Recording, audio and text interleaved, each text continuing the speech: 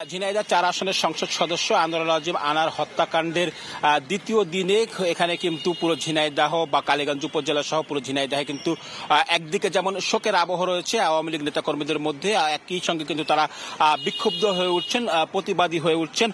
এই হত্যার মূল পরিকল্পনাকারীর নাম প্রকাশ্যে আসার পর এরা কিন্তু আওয়ামী লীগ নেতাকর্মীরা কিন্তু এই হত্যাকাণ্ডের সাথে যারা জড়িত তাদের দ্রুত দেশে ফিরিয়ে এনে বিচারের দাবি করছেন।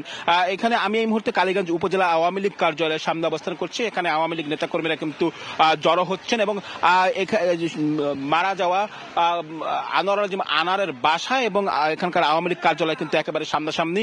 দুই জায়গাতেই কিন্তু এখানে আওয়ামী লীগ নেতাকর্মী যারা আছেন তারা কিন্তু ভিড় করছেন, তারা কিছু সময় পরপর কিন্তু প্রতিবাদ মুখর হয়ে উঠছেন এবং যে শাহিনের নাম উঠে এসেছে হত্যার মূল পরিকল্পনাকারী হিসেবে, যিনি এই কালীগঞ্জ উপজেলা থেকে খুব কাছেই তার বাড়ি, সেই শাহিনকে আসলে এই মুহূর্তে যিনি যুক্তরাষ্ট্রে পলাতক আছেন বলে গোয়েন্দা তথ্য বলছে, তাকে ফিরিয়ে আনার জন্য কিন্তু এখানকার আওয়ামী লীগ নেতারা কর্মীরা দাবি করছেন যাতে দ্রুত তাকে ফিরিয়ে দেশে এনে শাস্তির মুখোমুখি করা যায়।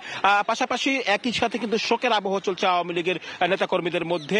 কিছু সময় আগে কালীগঞ্জ উপজেলা আওয়ামী লীগের একটি সভা অনুষ্ঠিত হয়েছে, সেই সভায় কিন্তু এখানে কালো পতাকা উত্তোলন করা হয়েছে দলীয় কার্যালয়ে এবং নেতাকর্মীরা কিন্তু কালো ব্যাজ ধারণ করেছেন। একই সাথে আগামীকাল শুক্রবার জুমাবাদ কিন্তু কালীগঞ্জ উপজেলা সহ পুরো ঝিনাইদহের সকল মসজিদের দোয়ার আয়োজন করা হয়েছে। পরবর্তীতে শোক দিবস নিয়ে অন্য আয়োজন করা হবে বলেও আমাদের জানানো হয়েছে। একটু বলে রাখি, এখানে কিন্তু যে আওয়ামী লীগের নেতাকর্মীরা যেটি বলছেন যে তাকে যে হত্যা করা হয়েছে এই যে শাহিন, সেই শাহিনকে বিচার করার জন্য, এবং শাহিনের কিন্তু নানা অপকর্ম কিন্তু আমাদের মাঝে ফুটে এসেছে। এখানকার কোটচাঁদপুর উপজেলায় যখন আমরা গিয়েছি সেখানে কিন্তু দেখেছি শাহিন যে সমস্ত নানা অপকর্ম করেছেন গত বেশ কয়েক চলছে, সেটি কিন্তু অভিযোগ আকারে বলছেন এখানকার সাধারণ মানুষরা, যদিও তার ভাই এইসব অভিযোগ অস্বীকার করেছেন। তো আমার কাছে এই ছিল ঝিনাইদহ থেকে আনোয়ারুল আজিম হত্যাকাণ্ডের সবশেষ খবর। আমরা একটু যাবো এবার ঢাকার ডিবি কার্যালয়ে, সেখানে আছেন আমাদের সহকর্মী আতাউর কাউসার। যেমনটি আমার অন্যান্য সহকর্মীরা জানিয়েছিলেন, এই যে হত্যাকাণ্ডের ঘটনাটি ঘটেছে, এই হত্যাকাণ্ডের বিষয়টি শুরু থেকেই আসলে পর্যবেক্ষণ করছে ঢাকা মহানগর গোয়েন্দা পুলিশ এবং অন্যান্য সংস্থাও এই বিষয়টি ছায়া তদন্তও করছে। তো এই মুহূর্তে আমি আছি গোয়েন্দা পুলিশ কার্যালয়ের সামনে। আপনারা জানেন যে ইতিপূর্বে বেশ কয়েকজনকে আটক করার খবর আমরা আপনাদেরকে জানিয়েছি এবং যে তথ্যগুলো আমরা আসলে আইনশৃঙ্খলা বাহিনীর বরাতেই পেয়েছি। তা আমি বলতে চাই যে মূল যে হত্যাকাণ্ডের ঘটনাটি ঘটেছিল, আমরা বিভিন্ন তথ্য থেকে যা জেনেছি যে মোট 6 জন হত্যাকাণ্ডের যে মিশন, সেই মিশনটিতে অংশ নিয়েছিলেন, যাদের মধ্যে 3 জনকে গতকালকে আটক করেছে আইন শৃঙ্খলা বাহিনী এবং এই 3 জনের মধ্যে একজন রয়েছেন যিনি এই হত্যাকাণ্ডের মূল হোতা।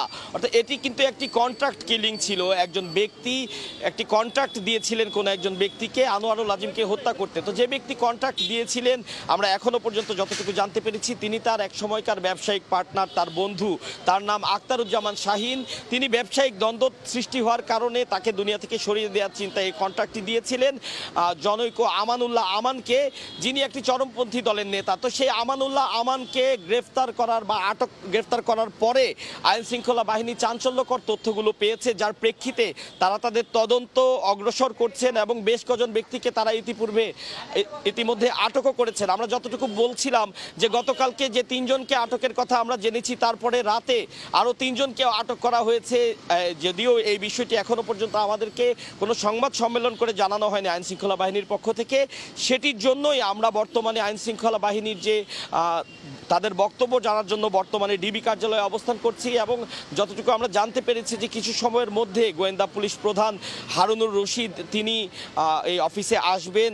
আমরা তখন তার থেকে একটি নির্দিষ্ট বক্তব্য নেওয়ার চেষ্টা করব এবং জানার চেষ্টা করব এই হত্যাকাণ্ড যে ঘটেছে সেটির তদন্ত কতটুকু তারা অগ্রসর হয়েছে এবং তার মাধ্যমে একটি নির্দিষ্ট বিষয় আমরা দর্শকদের জানানোর চেষ্টা করব।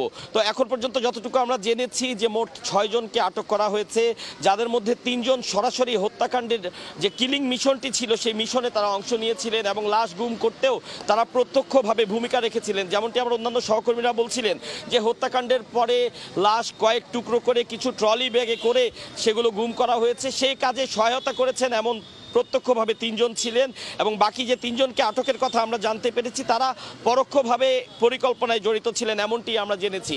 তো সময়ের সাথে সাথে আমরা আসলে বিস্তারিত আরও বিষয় জানাতে পারবো। এই ছিল আনোয়ারুল আজিম হত্যাকাণ্ডের ঘটনায় গোয়েন্দা পুলিশ কার্যালয় থেকে পাওয়া সর্বশেষ তথ্য।